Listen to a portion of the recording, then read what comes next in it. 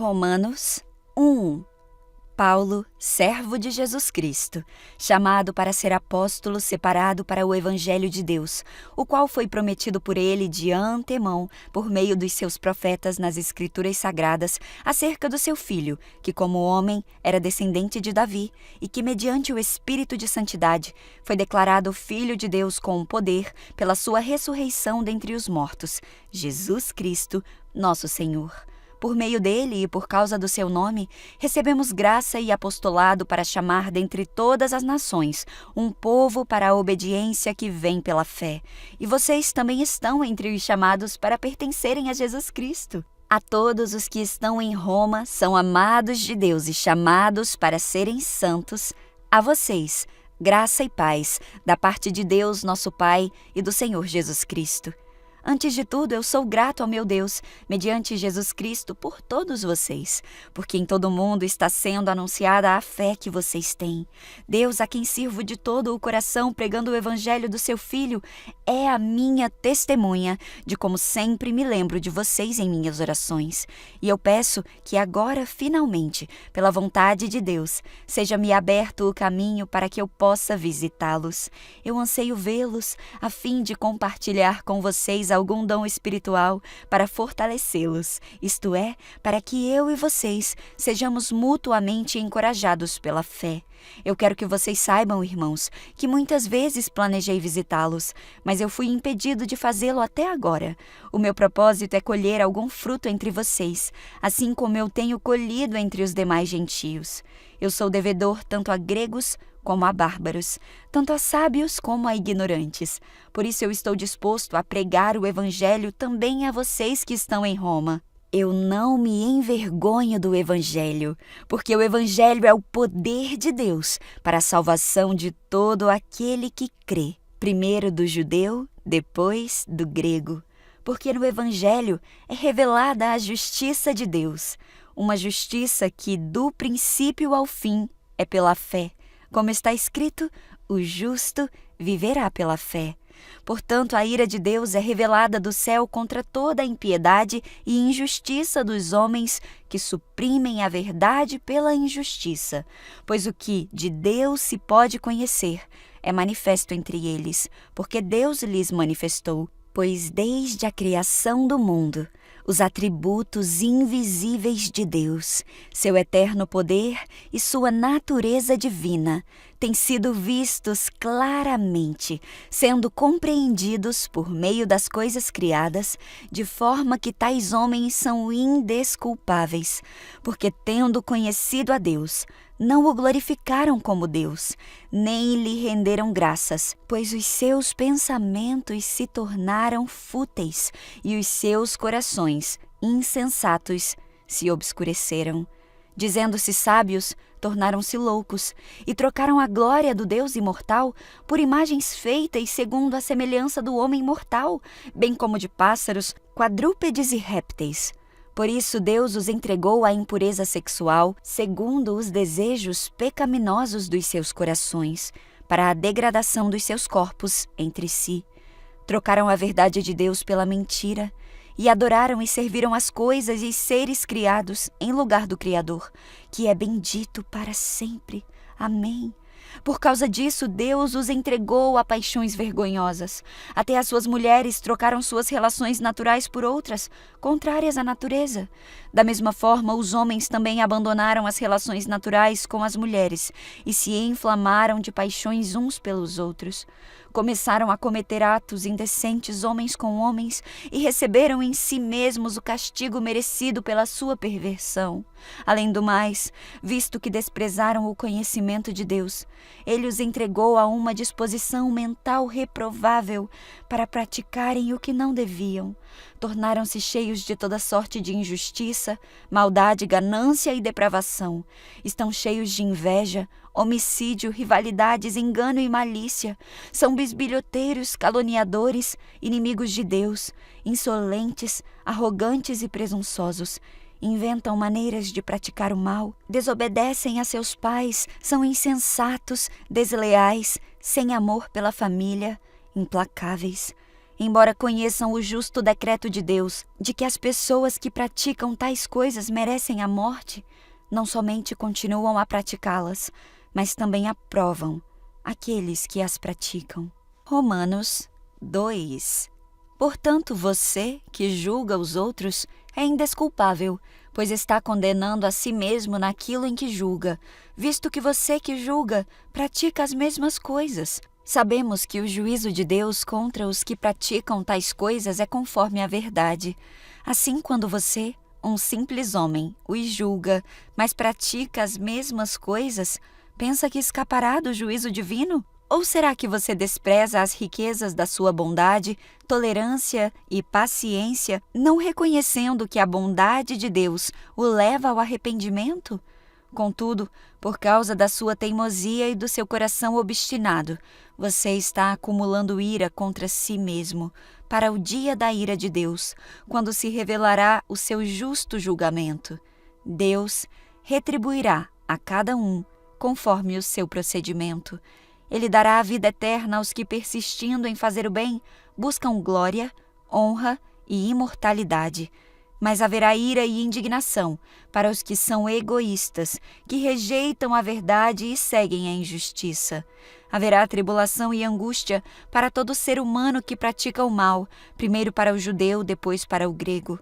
Mas glória, honra e paz para todo que pratica o bem, primeiro para o judeu e depois para o grego. Pois em Deus não há parcialidade. Todo aquele que pecar sem a lei também perecerá, e todo aquele que pecar sob a lei, pela lei será julgado.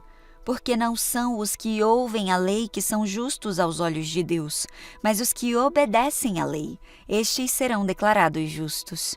De fato, quando os gentios que não têm a lei praticam naturalmente o que ela ordena, tornam-se lei para si mesmos, embora não possuam a lei, pois mostram que as exigências da lei estão gravadas em seus corações. Disso dão testemunho também a consciência e os pensamentos deles, ora acusando-os, ora defendendo-os.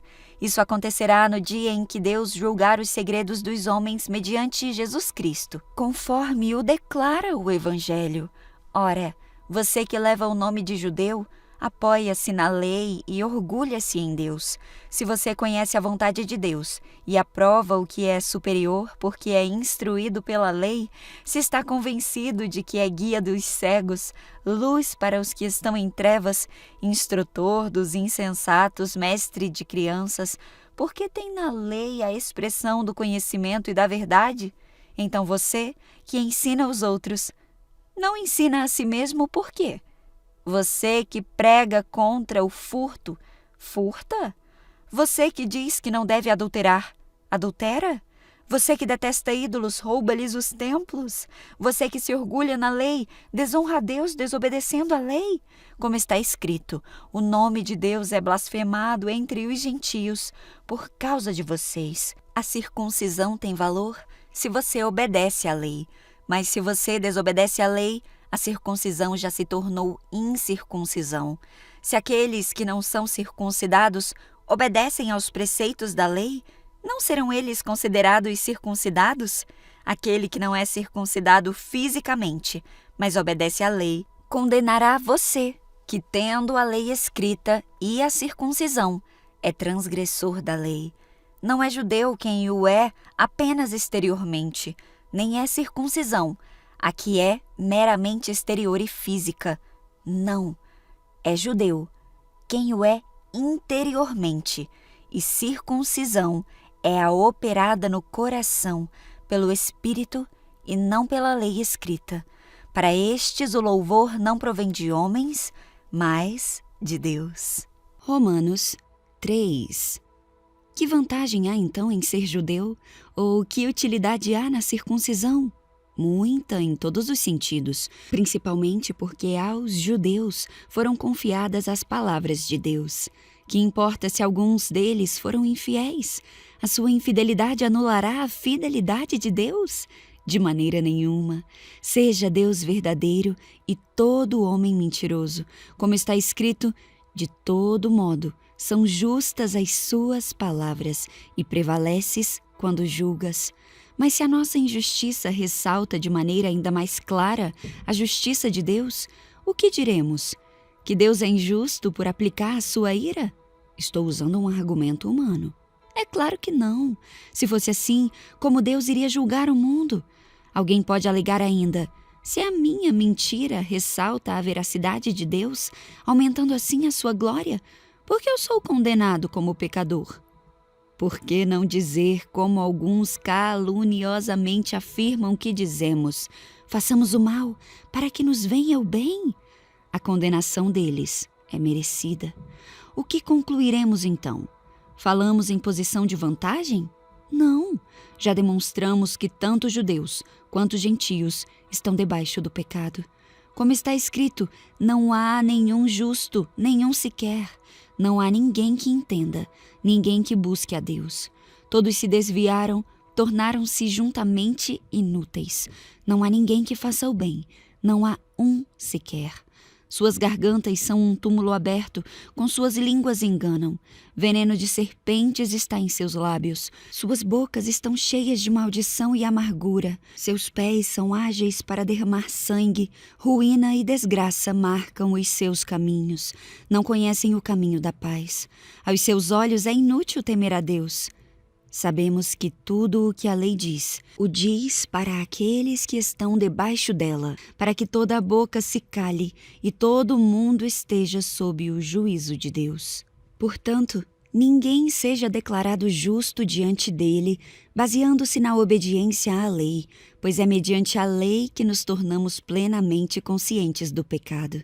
Mas agora se manifestou uma justiça que provém de Deus, independente da lei da qual testemunham a lei e os profetas, justiça de Deus mediante a fé em Cristo Jesus, para todos os que creem. Não há distinção, pois todos pecaram e estão destituídos da glória de Deus, sendo justificados gratuitamente por sua graça, por meio da redenção que há em Cristo Jesus. Deus o ofereceu como sacrifício para propiciação mediante a fé, pelo seu sangue, demonstrando a sua justiça. Em sua tolerância, havia deixado impunes os pecados anteriormente cometidos, mas no presente demonstrou a sua justiça, a fim de ser justo e justificador daquele que tem fé em Jesus. Onde está então o motivo de vanglória? É excluído. Baseado em que princípio? No da obediência à lei? Não, mas no princípio da fé, pois sustentamos que o homem é justificado pela fé, independente da obediência à lei. Deus é Deus apenas dos judeus? Ele não também é o Deus dos gentios? Sim, é o Deus dos gentios também, visto que existe só um Deus, que pela fé justificará os circuncisos e os incircuncisos. Anulamos então a lei pela fé? De maneira nenhuma. Pelo contrário, confirmamos a lei. Romanos 4. Portanto, o que diremos do nosso antepassado Abraão? Se de fato Abraão foi justificado pelas obras, ele tem do que se gloriar, mas não diante de Deus. O que diz a Escritura? Abraão creu em Deus, e isso lhe foi creditado como justiça. Ora, o salário do homem que trabalha não é considerado como favor, mas como dívida. Todavia, aquele que não trabalha, mas confia em Deus que justifica o ímpio, sua fé lhe é creditada como justiça. Davi diz a mesma coisa quando fala da felicidade do homem a quem Deus credita justiça, independente de obras. Ele diz: como são felizes aqueles que têm suas transgressões perdoadas, cujos pecados são apagados. Como é feliz aquele a quem o Senhor não atribui culpa. Destina-se esta felicidade apenas aos circuncisos ou também aos incircuncisos? Já dissemos que no caso de Abraão, a fé lhe foi creditada como justiça. Sob quais circunstâncias? Antes ou depois de ter sido circuncidado? Não foi depois, mas antes. Assim ele recebeu a circuncisão como sinal, como selo da justiça que ele tinha pela fé, quando ainda não fora circuncidado. Portanto, ele é o Pai de todos os que creem, sem terem sido circuncidados, a fim de que a justiça fosse creditada também a eles. E é igualmente o Pai dos circuncisos, que não somente são circuncisos, mas também andam nos passos da fé que teve o nosso pai Abraão, antes de passar pela circuncisão. Não foi mediante a lei que Abraão e a sua descendência receberam a promessa de que ele seria o herdeiro do mundo, mas mediante a justiça, que vem pela fé. Pois se os que vivem pela lei são herdeiros, a fé não tem valor e a promessa é inútil, porque a lei produz a ira, e onde não há lei, não há transgressão. Portanto, a promessa vem pela fé, para que seja de acordo com a graça e seja assim garantida a toda a descendência de Abraão, não apenas aos que estão sob o regime da lei, mas também aos que têm a fé que Abraão teve. Ele é o Pai de todos nós. Como está escrito, eu o constituí pai de muitas nações. Ele é o nosso pai aos olhos de Deus, em quem creu, o Deus que dá vida aos mortos e chama à existência coisas que não existem como se existissem.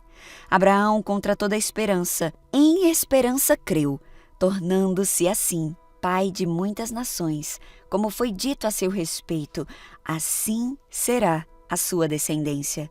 Sem se enfraquecer na fé, reconheceu que o seu corpo já estava sem vitalidade, pois já contava cerca de 10 anos de idade e que também o ventre de Sara já estava sem vitalidade.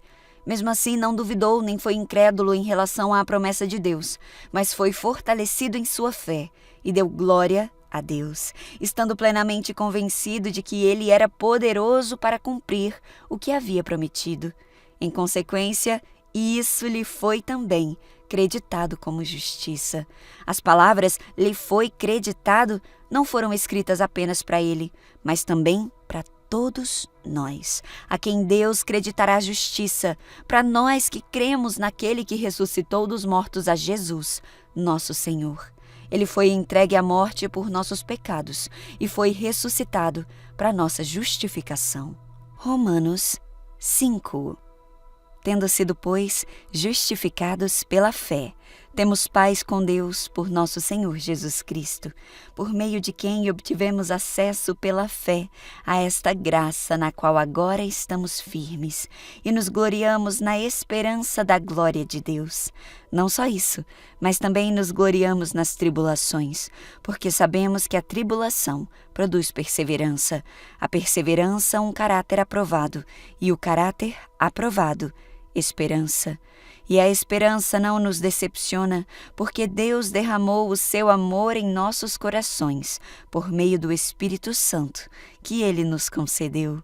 De fato, no devido tempo, quando ainda éramos fracos, Cristo morreu pelos ímpios. Dificilmente haverá alguém que morra por um justo. Pelo homem bom, talvez alguém tenha coragem de morrer, mas Deus demonstra o seu amor por nós. Cristo morreu em nosso favor quando ainda éramos pecadores.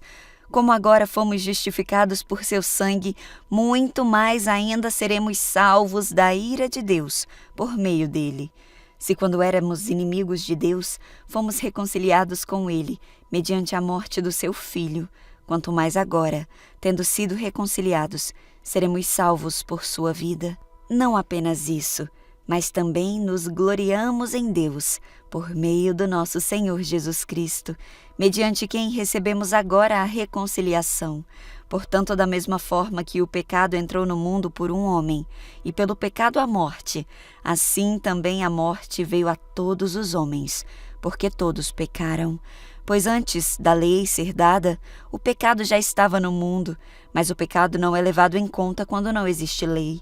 Todavia, a morte reinou desde o tempo de Adão até o de Moisés, mesmo sobre aqueles que não cometeram pecado semelhante à transgressão de Adão, o qual era um tipo daquele que haveria de vir. Entretanto, não há comparação entre a dádiva e a transgressão, pois se muitos morreram por causa da transgressão de um só, muito mais graça de Deus, isto é, a dádiva pela graça de um só homem, Jesus Cristo, transbordou para muitos. Não se pode comparar a dádiva de Deus com a consequência do pecado de um só. Por um pecado, veio o julgamento que trouxe condenação, mas a dádiva decorreu de muitas transgressões e trouxe justificação. Se pela transgressão de um só a morte reinou por meio dele, muito mais aqueles que recebem de Deus a imensa provisão da graça e a dádiva da justiça reinarão em vida por meio de um único homem, Jesus Cristo. Consequentemente, assim como uma só transgressão resultou na condenação de todos os homens, assim também um só ato de justiça resultou na justificação que traz vida a todos os homens. Logo, assim como por meio da desobediência de um só homem muitos foram feitos pecadores, assim também, pela obediência de um único homem, muitos serão feitos justos. A lei foi introduzida para que a transgressão fosse ressaltada, mas onde aumentou o pecado, transbordou a graça, a fim de que, assim como o pecado reinou na morte, também a graça reine pela justiça para conceder vida eterna, mediante Jesus Cristo, nosso Senhor. Romanos 6. O que diremos então? Continuaremos pecando para que a graça aumente? De maneira nenhuma. Nós, os que morremos para o pecado, como podemos continuar vivendo nele? Ou vocês não sabem que todos nós, que fomos batizados em Cristo Jesus, fomos batizados em sua morte? Portanto, somos sepultados com ele na morte, por meio do batismo, a fim de que, assim como Cristo foi ressuscitado dos mortos mediante a glória do Pai, também nós vivamos uma vida nova. Se dessa forma fomos unidos a ele na presença da sua morte, certamente o seremos também, na semelhança da sua ressurreição. Pois sabemos que o nosso velho homem foi crucificado com ele, para que o corpo do pecado seja destruído, e não mais sejamos escravos do pecado. Pois quem morreu foi justificado do pecado. Ora, se morremos com Cristo, cremos que também com ele viveremos, pois sabemos que, tendo sido ressuscitado dos mortos, Cristo não pode morrer outra vez. A morte não tem mais domínio sobre ele, porque morrendo ele morreu para o pecado uma vez por todas, mas vivendo, vive para Deus. Da mesma forma, considerem-se mortos para o pecado, mas vivos para Deus em Cristo Jesus. Portanto, não permitam que o pecado continue dominando os seus corpos mortais, fazendo que vocês obedeçam aos seus desejos. Não ofereçam os membros dos seus corpos ao pecado como instrumentos de injustiça. Antes, ofereçam-se a Deus, como quem voltou da morte para a vida, e ofereçam os membros dos seus corpos a Ele como instrumentos de justiça. Pois o pecado não os dominará, pois vocês não estão debaixo da lei, mas debaixo da graça. E então, vamos pecar porque não estamos debaixo da lei, mas debaixo da graça? De maneira nenhuma. Vocês não sabem que quando vocês se oferecem a alguém para lhe obedecer como escravos, tornam-se escravos daquele a quem obedecem? Escravos do pecado que leva à morte? Ou escravos da obediência que leva à justiça? Mas graças a Deus, porque embora vocês tenham sido escravos do pecado, passaram a obedecer de coração à forma de ensino que lhes foi transmitida. Vocês foram libertados do pecado e tornaram-se escravos da justiça. Falo isso em termos humanos por causa das suas limitações humanas. Assim como vocês ofereceram os membros dos seus corpos em escravidão à impureza e à maldade que leva à maldade, ofereçam-nos agora em escravidão à justiça que leva à santidade. Quando vocês eram escravos do pecado, estavam livres da justiça. Que fruto colheram então das coisas das quais agora vocês se envergonham? O fim delas é a morte. Mas agora que vocês foram libertados do pecado e se tornaram escravos de Deus, o fruto que colhem leva à santidade, e o seu fim é a vida eterna. Pois o salário do pecado é a morte, mas o dom gratuito de Deus é a vida eterna em Cristo Jesus, nosso Senhor. Romanos 7. Meus irmãos, eu falo a vocês como a pessoas que conhecem a lei. Acaso vocês não sabem que a lei tem autoridade sobre alguém apenas enquanto ele vive? Por exemplo, Pela lei, a mulher casada está ligada a seu marido enquanto ele estiver vivo, mas se o marido morrer, ela estará livre da lei do casamento. Por isso, se ela se casar com outro homem enquanto o seu marido ainda estiver vivo, será considerada adúltera. Mas se o homem morrer, ela estará livre daquela lei, e mesmo que venha a ter outro marido, não será adúltera. Assim, meus irmãos, vocês também morreram para a lei, por meio do corpo de Cristo, para pertencerem a outro, aquele que ressuscitou dos mortos, a fim de que venhamos a dar fruto para Deus. Pois quando éramos controlados pela carne, as paixões pecaminosas despertadas pela lei atuavam em nossos corpos de forma que dávamos fruto para a morte. Mas agora, morrendo para aquilo que antes nos prendia, fomos libertados da lei, para que sirvamos conforme o novo modo do Espírito e não segundo a velha forma da lei escrita. Que diremos então? A lei é pecado? De maneira nenhuma. De fato, eu não saberia o que é pecado a não ser por meio da lei, pois na realidade eu não saberia o que é cobiça se a lei não dissesse: não cobiçarás. Mas o pecado, aproveitando a oportunidade dada pelo mandamento, produziu em mim todo tipo de desejo cobiçoso, pois sem a lei o pecado está morto. Antes eu vivia sem a lei, mas quando o mandamento veio, o pecado reviveu e eu morri. Descobri que o próprio mandamento destinado a produzir vida, na verdade produziu morte, pois o pecado, aproveitando a oportunidade dada pelo mandamento, enganou-me e por meio do mandamento me matou. De fato, a lei é santa e o mandamento é santo, justo e bom. E então o que é bom se tornou em mim morte? De maneira nenhuma. Para que o pecado se mostrasse como pecado, ele produziu morte em mim por meio do que era bom, de modo que, por meio do mandamento, ele se mostrasse extremamente pecaminoso. Sabemos que a lei é espiritual, eu, contudo, não o sou, pois eu fui vendido como escravo ao pecado. Eu não entendo o que eu faço, pois eu não faço o que desejo, mas o que eu odeio. E se eu faço o que não desejo, admito que a lei é boa. Nesse caso, não sou mais eu quem o faz, mas o pecado que habita em mim. Eu sei que nada de bom habita em mim, isto é, em minha carne, porque eu tenho desejo de fazer o que é bom, mas não consigo realizá-lo. Pois o que eu faço não é o bem que desejo, mas o mal que eu não quero fazer, esse eu continuo fazendo. Ora, se eu faço o que eu não quero, já não sou eu quem o faz, mas o pecado que habita em mim. Assim eu encontro esta lei que atua em mim. Quando eu quero fazer o bem, o mal está junto a mim. Pois no íntimo do meu ser eu tenho prazer na lei de Deus. Mas eu vejo outra lei atuando nos membros do meu corpo, guerreando contra a lei da minha mente, tornando-me prisioneiro da lei do pecado que atua em meus membros. Miserável homem que sou, quem me libertará do corpo sujeito a esta morte? Graças a Deus, por Cristo Jesus, nosso Senhor. De modo que, com a mente, eu próprio sou escravo da lei de Deus, mas com a carne, da lei do pecado. Romanos 8.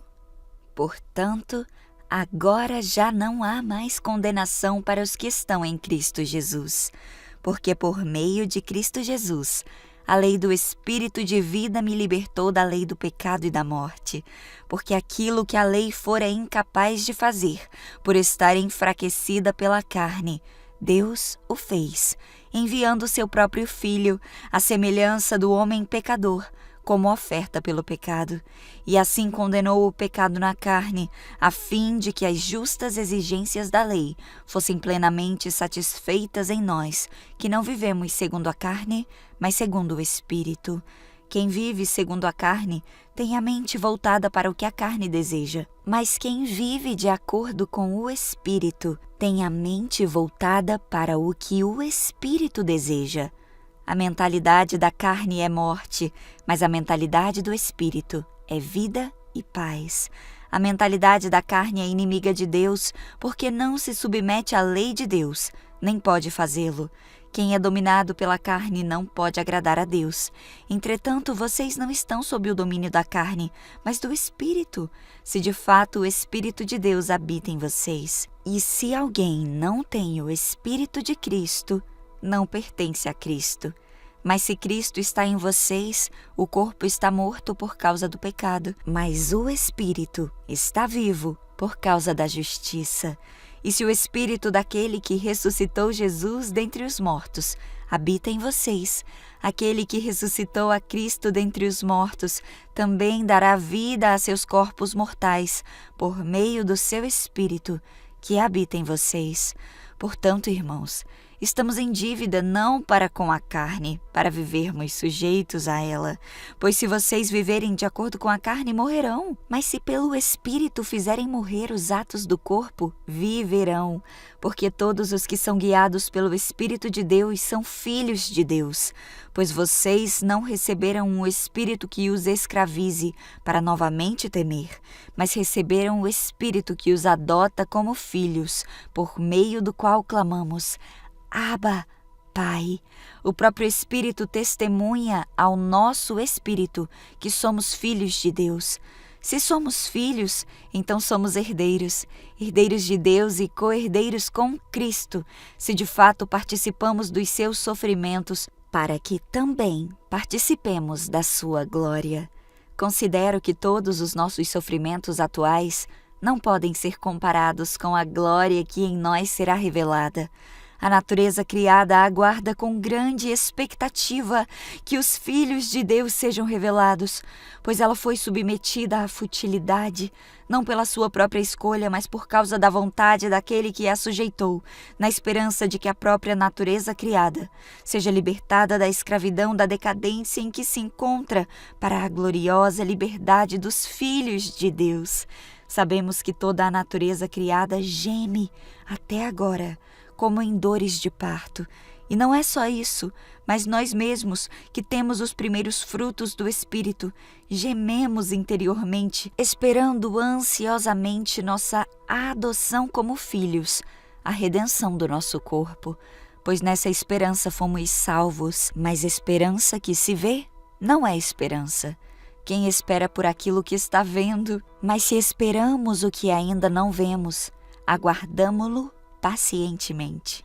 Da mesma forma, o Espírito nos ajuda em nossa fraqueza, pois não sabemos como orar, mas o próprio Espírito intercede por nós com gemidos inexprimíveis. E aquele que sonda os corações conhece a intenção do Espírito, porque o Espírito intercede pelos santos de acordo com a vontade de Deus.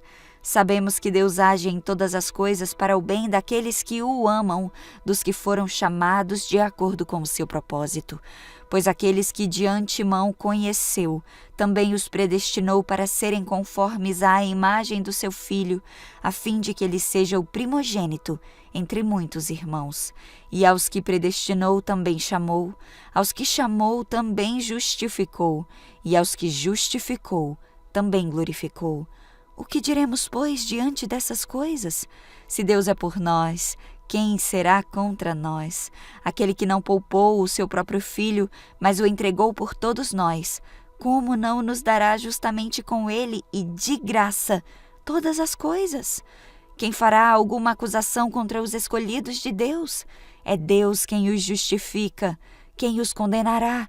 Foi Cristo Jesus que morreu, e mais, que ressuscitou, e está à direita de Deus e também intercede por nós. Quem nos separará do amor de Cristo? Será tribulação, ou angústia, ou perseguição, ou fome, ou nudez, ou perigo, ou espada? Como está escrito: por amor de ti, enfrentamos a morte todos os dias. Somos considerados como ovelhas destinadas ao matadouro. Mas em todas estas coisas somos mais que vencedores por meio daquele que nos amou. Pois eu estou convencido de que nem a morte, nem a vida, nem os anjos, nem demônios, nem o presente, nem o futuro, nem quaisquer poderes, nem altura, nem profundidade, nem qualquer outra coisa na criação será capaz de nos separar do amor de Deus, que está em Cristo Jesus, nosso Senhor. Romanos 9. Digo a verdade em Cristo, não minto. Minha consciência o confirma no Espírito Santo. Tenho grande tristeza e constante angústia em meu coração, pois eu até desejaria ser amaldiçoado e separado de Cristo por amor de meus irmãos, os de minha raça, o povo de Israel. Deles é a adoção de filhos, deles é a glória divina, as alianças, a concessão da lei, a adoração no templo e as promessas. Deles são os patriarcas, e a partir deles se traça a linhagem humana de Cristo, que é Deus acima de tudo, bendito para sempre. Amém. Não pensemos que a palavra de Deus falhou, pois nem todos os descendentes de Israel são Israel. Nem por serem descendentes de Abraão, passaram todos a ser filhos de Abraão. Pelo contrário, por meio de Isaque, a sua descendência será considerada. Em outras palavras, não são todos filhos naturais que são filhos de Deus, mas os filhos da promessa é que são considerados descendência de Abraão. Pois foi assim que a promessa foi feita. No tempo devido virei novamente, e Sara terá um filho. E esse não foi o único caso.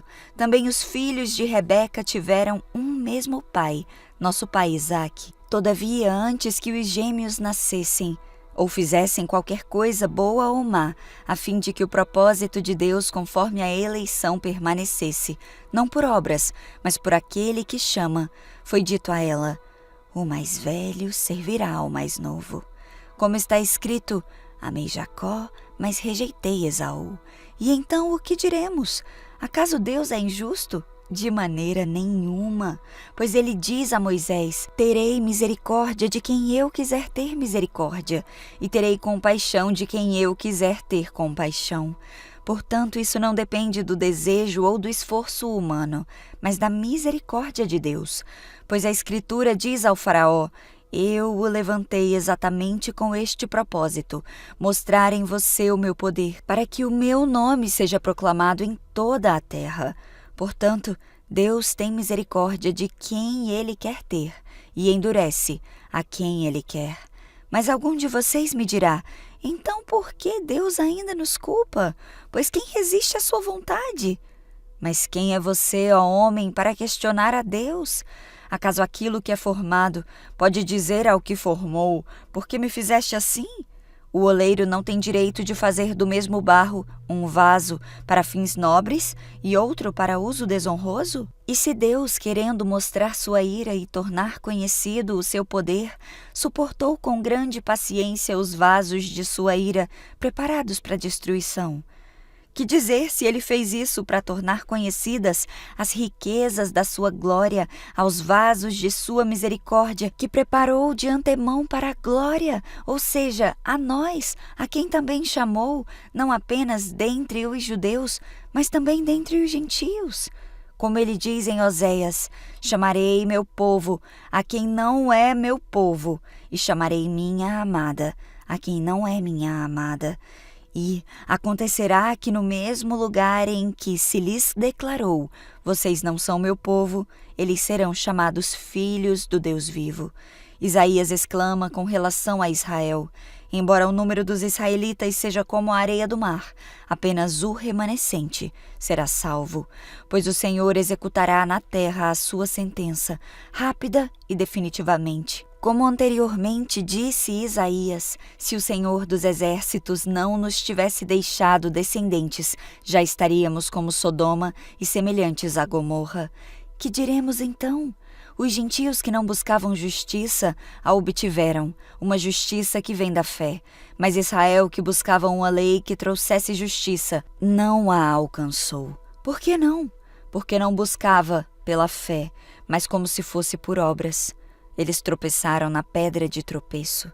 Como está escrito: eis que ponho em Sião uma pedra de tropeço e uma rocha que faz cair, e aquele que nela confia jamais será envergonhado.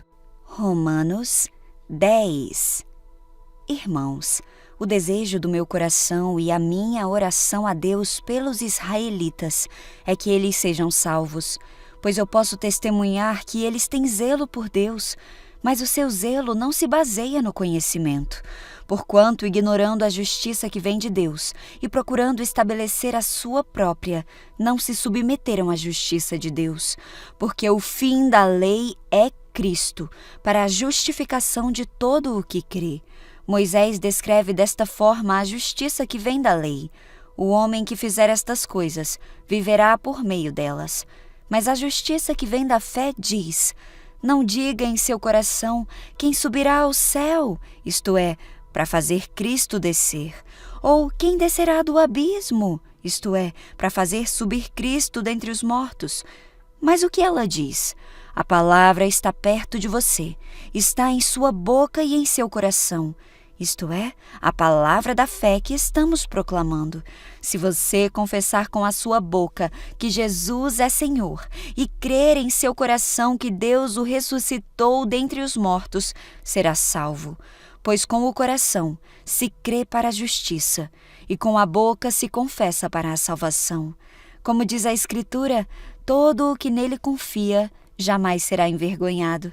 Não há diferença entre judeus e gentios, pois o mesmo Senhor é Senhor de todos e abençoa ricamente todos os que o invocam, porque todo aquele que invocar o nome do Senhor será salvo. Mas como invocarão aquele em quem não creram? E como crerão naquele de quem não ouviram falar? E como ouvirão se não houver quem pregue? E como pregarão se não forem enviados? Como está escrito: como são belos os pés dos que anunciam boas novas. No entanto, nem todos os israelitas aceitaram as boas novas, pois Isaías diz: Senhor, quem creu em nossa mensagem? Consequentemente, a fé vem por ouvir a mensagem, e a mensagem é ouvida mediante a palavra de Cristo. Mas eu pergunto, eles não a ouviram? É claro que ouviram. A sua voz ressoou por toda a terra, e as suas palavras até os confins do mundo. Novamente eu pergunto, será que Israel não entendeu? Moisés foi o primeiro que disse: farei que tenham ciúmes de quem não é meu povo, e eu os provocarei à ira por meio de um povo sem entendimento. E Isaías diz ousadamente: eu fui achado por aqueles que não me procuravam. Revelei-me àqueles que não perguntavam por mim. Mas a respeito de Israel ele diz: o tempo todo estendi as mãos a um povo desobediente e rebelde. Romanos 11. Pergunto, pois, acaso Deus rejeitou seu povo? De maneira nenhuma. Eu mesmo sou israelita, descendente de Abraão, da tribo de Benjamim. Deus não rejeitou o seu povo, o qual de antemão conheceu. Ou vocês não sabem como Elias clamou a Deus contra Israel, conforme diz a Escritura? Ele disse: Senhor, mataram os teus profetas e derrubaram os teus altares. Sou o único que sobrou, e agora estão procurando matar-me. E qual foi a resposta divina? Reservei para mim 7.000 homens, que não dobraram os joelhos diante de Baal. Assim, hoje, também, há um remanescente escolhido pela graça. E se é pela graça, já não é mais pelas obras. Se fosse, a graça já não seria graça. O que dizer então? Israel não conseguiu aquilo que tanto buscava, mas os eleitos o obtiveram. Os demais foram endurecidos. Como está escrito, Deus lhes deu um espírito de atordoamento, olhos para não ver e ouvidos para não ouvir, até o dia de hoje. E Davi diz que a mesa deles se transforme em laço e armadilha, pedra de tropeço e retribuição para eles. Escureçam-se os olhos para que não consigam ver, e suas costas fiquem curvadas para sempre. Novamente eu pergunto, acaso tropeçaram para que ficassem caídos? De maneira nenhuma. Ao contrário, por causa da transgressão deles, veio salvação para os gentios, para provocar ciúme em Israel. Mas se a transgressão deles significa riqueza para o mundo e o seu fracasso riqueza para os gentios, quanto mais significará a sua plenitude? Eu estou falando a vocês, gentios. Visto que sou apóstolo para os gentios, eu exalto o meu ministério na esperança de que, de alguma forma, possa provocar ciúme em meu próprio povo e salvar alguns deles. Pois se a rejeição deles é a reconciliação do mundo, o que será a sua aceitação, senão vida dentre os mortos? Se é santa a parte da massa que é oferecida como primeiros frutos, toda a massa também o é. Se a raiz é santa, os ramos também o serão. Se alguns ramos foram cortados, e você, sendo oliveira brava, foi enxertado entre os outros, e agora participa da seiva que vem da raiz da oliveira, não se glorie contra esses ramos. Se o fizer, saiba que não é você quem sustenta a raiz, mas a raiz é quem sustenta você. Então você dirá: os ramos foram cortados para que eu fosse enxertado. Está certo, eles, porém, foram cortados devido à incredulidade, e você permanece pela fé. Não se orgulhe, mas tema, pois se Deus não poupou os ramos naturais, também não poupará você. Portanto, considere a bondade e a severidade de Deus, severidade para com os que caíram, mas bondade para com você, desde que permaneça na bondade dele. De outra forma, você também será cortado. E quanto a eles, se não continuarem na incredulidade, serão enxertados, pois Deus é capaz de enxertá-los outra vez. Afinal de contas, se você foi cortado de uma oliveira brava por natureza e de maneira antinatural foi enxertado numa oliveira cultivada, quanto mais serão enxertados os ramos naturais em sua própria oliveira. Irmãos, eu não quero que ignorem este ministério, para que não se tornem presunçosos. Israel experimentou o endurecimento em parte, até que chegasse à plenitude dos gentios, e assim todo o Israel será salvo, como está escrito: virá de Sião o Redentor, que desviará de Jacó a impiedade. E esta é a minha aliança com eles, quando eu remover os seus pecados. Quanto ao Evangelho, eles são inimigos por causa de vocês, mas quanto à eleição, são amados por causa dos patriarcas, pois os dons e o chamado de Deus são irrevogáveis. Assim como vocês, que antes eram desobedientes a Deus, mas agora receberam misericórdia graças à desobediência deles, assim também agora eles se tornaram desobedientes, a fim de que também recebam agora misericórdia, graças à misericórdia de Deus, para com vocês. Pois Deus colocou todos sob a desobediência para exercer misericórdia para com todos. Ó, profundidade da riqueza, da sabedoria e do conhecimento de Deus! Quão insondáveis são os seus juízos e inescrutáveis os seus caminhos! Quem conheceu a mente do Senhor? Ou quem foi seu conselheiro? Quem primeiro lhe deu para que ele o recompense? Pois dele, por ele e para ele são todas as coisas. A ele seja a glória para sempre. Amém. Romanos 12. Portanto, irmãos, rogo-lhes pelas misericórdias de Deus, que se ofereçam em sacrifício vivo, santo e agradável a Deus. Este é o culto racional de vocês. Não se amoldem ao padrão deste mundo, mas transformem-se pela renovação da sua mente, para que sejam capazes de experimentar e comprovar a boa, agradável e perfeita vontade de Deus. Pois pela graça que me foi dada, digo a todos: ninguém tenha de si mesmo um conceito mais elevado do que deve ter, mas pelo contrário, tenha um conceito equilibrado, de acordo com a medida da fé que Deus lhe concedeu. Assim como cada um de nós tem um corpo com muitos membros, e esses membros não exercem todos a mesma função, assim também, em Cristo, nós que somos muitos, formamos um corpo, e cada membro está ligado a todos os outros. Temos diferentes dons de acordo com a graça que nos foi dada. Se alguém tem o dom de profetizar, use-o na proporção de sua fé.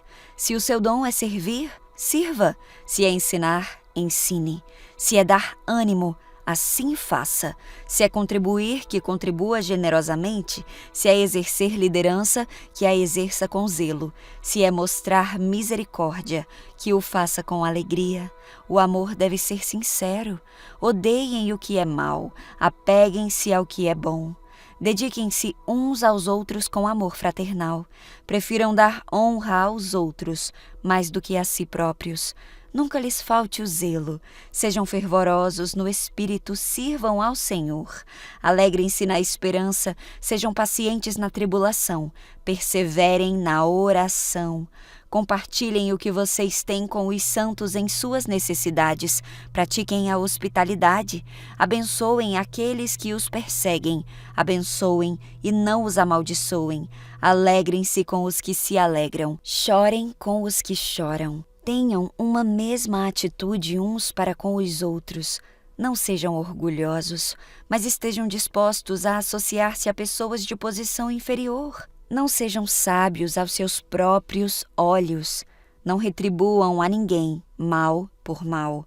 Procurem fazer o que é correto aos olhos de todos. Façam todo o possível para viver em paz com todos. Amados, nunca procurem vingar-se, mas deixem com Deus a ira, pois está escrito: minha é a vingança, eu retribuirei, diz o Senhor. Pelo contrário, se o seu inimigo tiver fome, dê-lhe de comer. Se tiver sede, dê-lhe de beber. Fazendo isso, você amontoará brasas vivas sobre a cabeça dele. Não se deixem vencer pelo mal, mas vençam o mal com o bem. Romanos 13.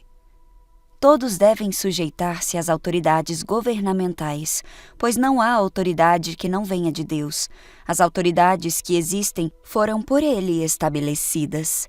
Portanto, aquele que se rebela contra a autoridade está se colocando contra o que Deus instituiu, e aqueles que assim procedem trazem condenação sobre si mesmos, pois os governantes não devem ser temidos, a não ser pelos que praticam o mal. Você quer viver livre do medo da autoridade? Pratique o bem, e ela o enaltecerá, pois é serva de Deus para o seu bem. Mas se você praticar o mal, tenha medo, pois ela não porta a espada sem motivo. É serva de Deus, agente da justiça, para punir quem pratica o mal. Portanto, é necessário que sejam submissos às autoridades, não apenas por causa da possibilidade de uma punição, mas também por questão de consciência. É por isso também que vocês pagam imposto, pois as autoridades estão a serviço de Deus, sempre dedicadas a esse trabalho. Deem a cada um o que lhe é devido, se imposto, imposto, se tributo, tributo, se temor, temor, se honra, honra. Não devam nada a ninguém, a não ser o amor de uns pelos outros, pois aquele que ama seu próximo tem cumprido a lei.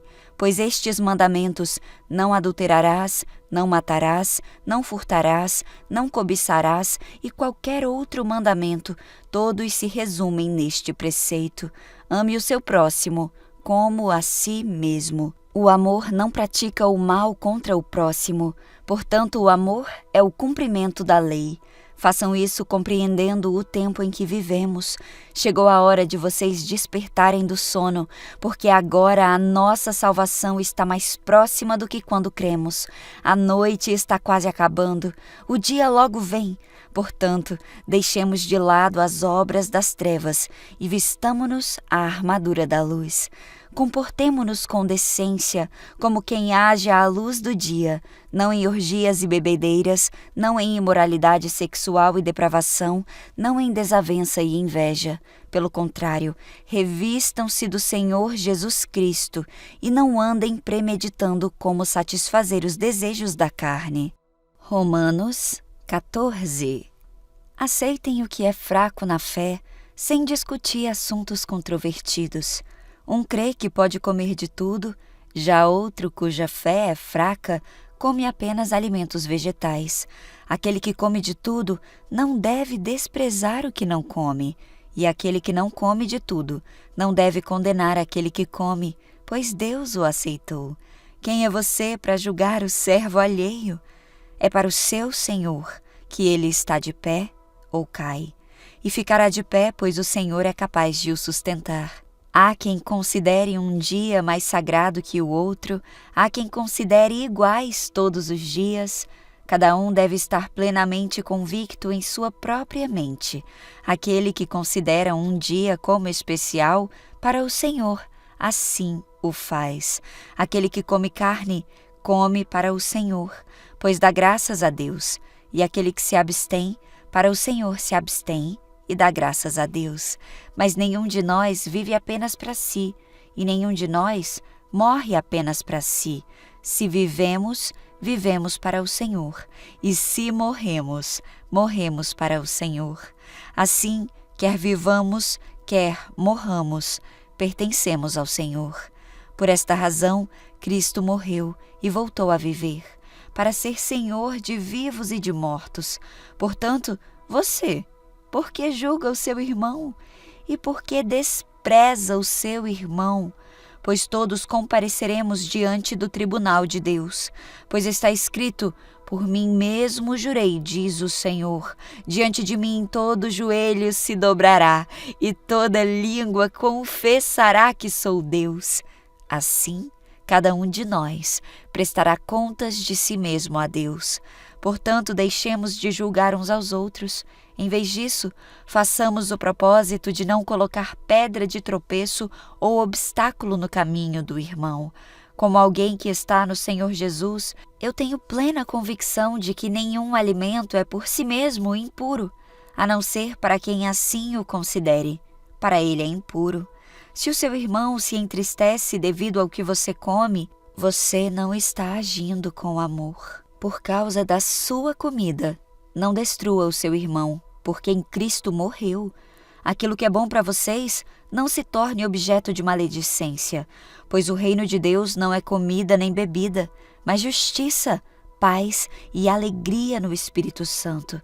Aquele que assim serve a Cristo é agradável a Deus e aprovado pelos homens. Por isso, esforcemo-nos em promover tudo quanto conduza à paz e à edificação mútua.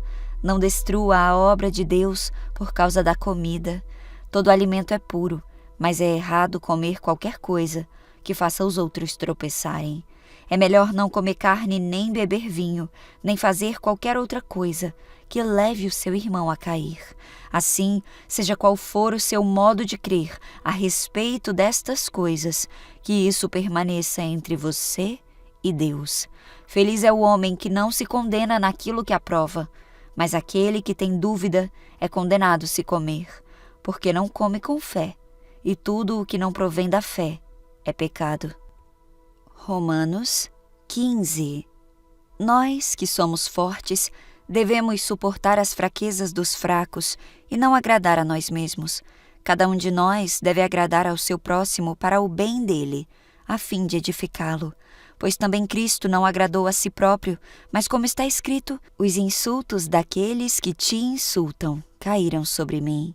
Pois tudo que foi escrito no passado foi escrito para nos ensinar, de forma que por meio da perseverança e do bom ânimo procedentes das Escrituras, mantenhamos a nossa esperança. O Deus que concede perseverança e ânimo, dê-lhes um espírito de unidade, segundo Cristo Jesus, para que com um só coração e uma só boca, vocês glorifiquem ao Deus e Pai do nosso Senhor Jesus Cristo. Portanto, aceitem-se uns aos outros, da mesma forma como Cristo os aceitou, a fim de que vocês glorifiquem a Deus. Eu lhes digo que Cristo se tornou servo dos que são da circuncisão, por amor à verdade de Deus, para confirmar as promessas feitas aos patriarcas, a fim de que os gentios glorifiquem a Deus por sua misericórdia, como está escrito: por isso eu te louvarei entre os gentios, cantarei louvores ao teu nome. E também diz: cantem de alegria, ó gentios, com o povo dele. E mais, louvem o Senhor todos vocês, gentios, cantem louvores a ele, todos os povos. E Isaías também diz: brotará a raiz de Jessé, aquele que se levantará para reinar sobre os gentios. Estes colocarão nele a sua esperança. que o Deus da esperança os encha de toda a alegria e paz por sua confiança nele, para que vocês transbordem de esperança pelo poder do Espírito Santo. Meus irmãos, eu mesmo estou convencido de que vocês estão cheios de bondade e plenamente instruídos, sendo capazes de aconselhar-se uns aos outros. A respeito de alguns assuntos, eu lhes escrevi com toda a franqueza, como para fazê-los lembrar-se novamente deles, por causa da graça que Deus me deu, de ser um ministro de Cristo, para os gentios, com o dever sacerdotal de proclamar o Evangelho de Deus, para que os gentios se tornem uma oferta aceitável a Deus, santificados pelo Espírito Santo. Portanto, eu me glorio em Cristo Jesus, em meu serviço a Deus. Eu não me atrevo a falar nada, exceto daquilo que Cristo realizou por meu intermédio, em palavra e em ação, a fim de levar os gentios a obedecerem a Deus, pelo poder de sinais e maravilhas e por meio do poder do Espírito de Deus. Assim, desde Jerusalém e arredores até o Ilírico, proclamarei plenamente o Evangelho de Cristo. Sempre fiz questão de pregar o Evangelho onde Cristo não era conhecido, de forma que não estivesse edificando sobre o alicerce de outro. Mas antes, como está escrito, hão de vê-lo aqueles que não tinham ouvido falar dele, e o entenderão aqueles que não o haviam escutado. É por isso que muitas vezes fui impedido de chegar até vocês.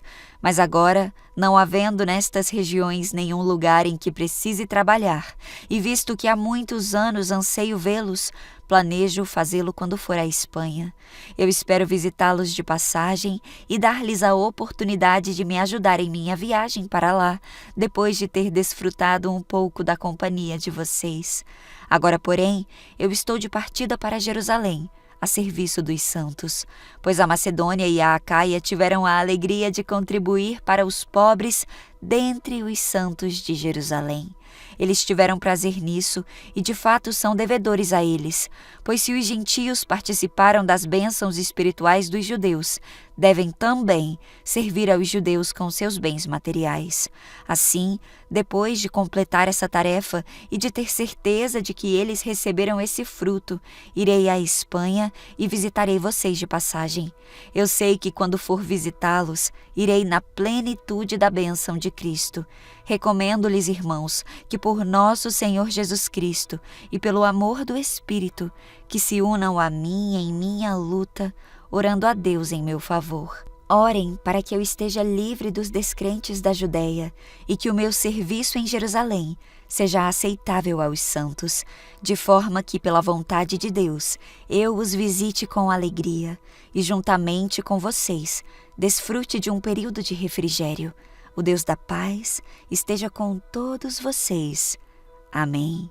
Romanos 16. Recomendo-lhes nossa irmã Febe, serva da igreja de Cencreia. Peço que a recebam no Senhor de maneira digna dos santos e lhe prestem a ajuda que venha a necessitar, pois tem sido de grande auxílio para muita gente, inclusive para mim. Saúdem Priscila e Áquila, meus colaboradores em Cristo Jesus. Arriscaram a vida por mim.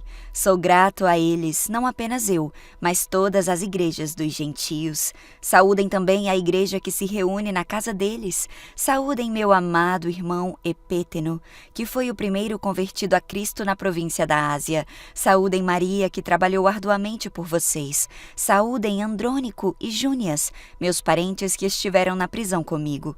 São notáveis entre os apóstolos e estavam em Cristo antes de mim. Saúdem Ampliato, meu amado irmão no Senhor. Saúdem Urbano, nosso cooperador em Cristo, e meu amado irmão Estaques. Saúdem Apeles, aprovado em Cristo. Saúdem os que pertencem à casa de Aristóbulo. Saúdem Herodião, meu parente. Saúdem os da casa de Narciso que estão no Senhor. Saúdem Trifena e Trifosa, mulheres que trabalham arduamente no Senhor. Saúdem a amada Pérside, outra que trabalhou arduamente no Senhor. Saúdem Rufo, eleito no Senhor, e sua mãe, que tem sido mãe também para mim. Saúdem Assíncrito, Flegonte, Hermes, Pátrobas, Hermas e os irmãos que estão com eles. Saúdem Filólogo, Júlia, Nereu e sua irmã, e também Olimpas e todos os santos que estão com eles. Saúdem uns aos outros com beijo santo. Todas as igrejas de Cristo enviam-lhes saudações. Recomendo-lhes, irmãos, que tomem cuidado com aqueles que causam divisões e colocam obstáculos ao ensino que vocês têm recebido. Afastem-se deles, pois essas pessoas não estão servindo a Cristo nosso Senhor, mas a seus próprios apetites. Mediante palavras suaves e bajulação, enganam os corações dos ingênuos. Todos têm ouvido falar da obediência de vocês, por isso estou muito alegre, mas quero que sejam sábios em relação ao que é bom e sem malícia em relação ao que é mau. Em breve o Deus da paz esmagará Satanás debaixo dos pés de vocês. A graça do nosso Senhor Jesus seja com vocês. Timóteo, meu cooperador, envia-lhes saudações, bem como Lúcio, Jasson e Sosípatro, meus parentes. Eu, Tércio, que redigi esta carta, saúdo vocês no Senhor. Gaio, cuja hospitalidade eu e toda a igreja desfrutamos, envia-lhes saudações. Erasto, administrador da cidade, e nosso irmão Quarto enviam-lhes saudações. Que a graça do nosso Senhor Jesus Cristo seja com todos vocês. Amém. Ora, aquele que tem poder para confirmá-los pelo meu evangelho e pela proclamação de Cristo Jesus, de acordo com a revelação do mistério oculto nos tempos passados, mas agora revelado e dado a conhecer pelas escrituras proféticas, por ordem do Deus eterno, para que todas as nações venham a crer nele e a obedecer-lhe. Ao único Deus sábio seja dada a glória para todo o sempre, por meio de Cristo Jesus. Amém.